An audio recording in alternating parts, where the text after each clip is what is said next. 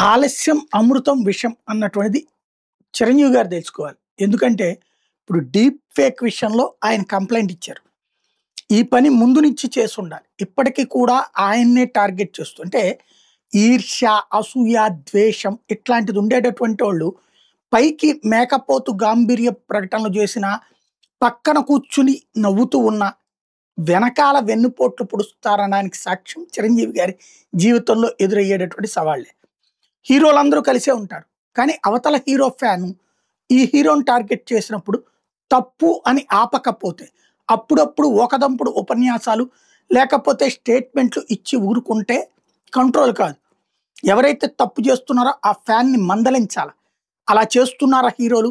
అలా మందలిస్తే తన ఫ్యాన్ దూరం అయిపోతారంటూ ఎదుటి ఫ్యాన్ల పట్లన ఏది ఎదుటి వాళ్ళని దూషించే ఫ్యాన్లని ప్రోత్సహించకపోయినా ఆపరు. దాని పర్యవసానం ఇప్పుడు చిరంజీవి గారు ఫేస్ చేస్తున్నారు. విపరీతమైన ద్వేషం చిరంజీవి గారి మీద పెట్టుకోవడానికి ఆయన ఏం తప్పు చేశాడు? ఆయన ఏమి ఇబ్బంది పెట్టాడు? ఎవరి దగ్గర ఆస్తులు లాక్కున్నాడా? రౌడీజం చేశాడా? రేపులు చేశాడా? మర్డర్లు చేశాడా? ఏం లేదే. బాధ్యతాయుతంగా తన కష్టార్జితంతో కుటుంబాన్ని పోషించాడు. తనకు తమ్ముళ్ళని సెటిల్ చేశాడు. తన అక్క చెల్లెళ్ళని సెటిల్ చేశాడు. తన అమ్మ నాన్నలకు సంతోషాన్ని ఇచ్చాడు. సమాజానికి సేవ చేశాడు.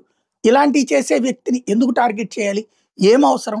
అంటే కేవలం ఈర్ష్య, కులపరమైన ఈర్ష్య, అలాగే ఒకళ్ళు ఎదుగుతున్నారంటే ఉండేటటువంటి ఈర్ష్య.